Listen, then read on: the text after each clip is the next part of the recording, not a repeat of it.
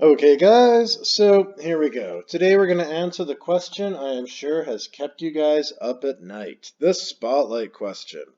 A spotlight on the ground shines on a wall 10 meters away. A man 2 meters tall walks from the spotlight toward the wall at a speed of 1.2 meters per second. How fast is the shadow on the wall decreasing when he's 3 meters from the wall? So like any good related rates problem, what we're going to do is we're going to start by drawing a picture of this situation. I'm going to put a dot right there. If you're feeling very, very inventive and creative, you can actually draw a little spotlight. And then a certain distance away, what we have is we have a wall.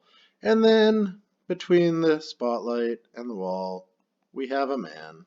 And the man is walking towards the wall. So the spotlight shining up as such. Now, let's start figuring out what's going on here. The wall is 10 meters away from the spotlight, and that value doesn't change. So right here, I'm just going to say, well, that's 10 meters. The man is incredibly tall, and he's 2 meters tall. So right here, I'll label that 2 meters for the man. From there, we see that he's walking away from the spotlight and the shadow is going to decrease. Now, very, very importantly, the rate at which he's walking away from the spotlight is the exact same weight rate that he's walking towards the wall. That little fact is going to change up in a question that you guys will do in the future, but for now, since they're the same rate, that means we can apply the same variable to them.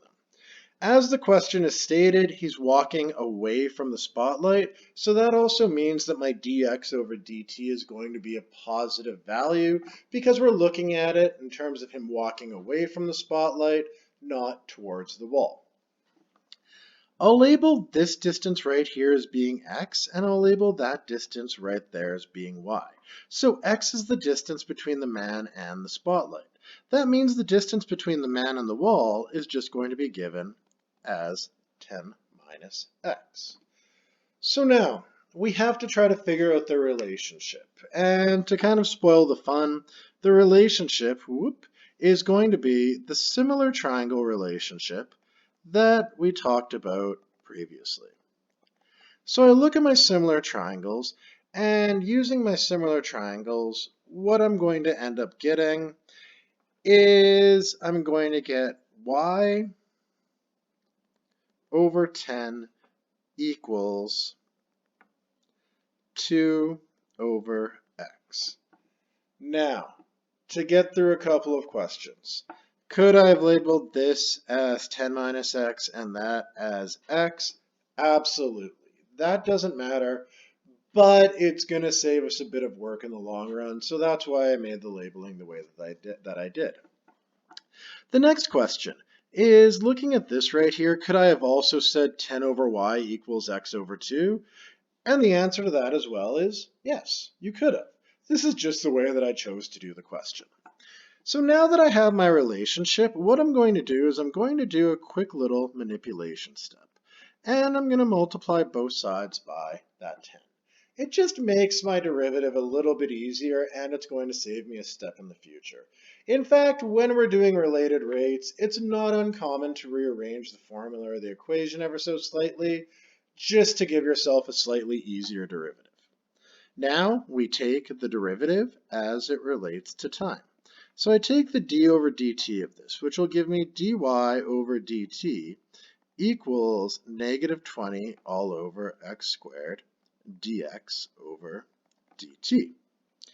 Now just up in the corner here, let's take a quick little look at that derivative that I just took. So I took the d over dt of 20 over x.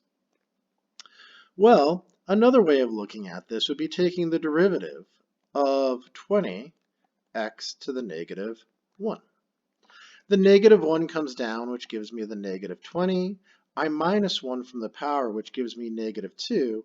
And by the chain rule, I have to take the d over dt of that x, which will give me dx over dt. So in case you guys had a question as to how I got those values, that's the way that I was able to achieve those values. From here, what information do we have? We have that he's walking towards the wall at a speed of 1.2, so that means that the dx over dt is just going to equal 1.2. Then we have that he's going to end up being 3 meters from the wall. So since he's going to end up being 3 meters from the wall, that tells me that my x equals 7. What? Why does my x equal 7? Well, going back all the way right here, since we labeled this value as being x, we need 10 minus x to equal 3. So that would show that he's 3 meters away from the wall. Doing my awesome powers of mathematics, that tells me that the x equals 7. So we get that the x equals 7. From there, continuing on, I get dy over dt equals negative 20 all over x squared dx over dt. That was a bit redundant, but I rewrote it for funsies. Then we get negative 20 all over 7 squared, and I multiply this by the 1.2.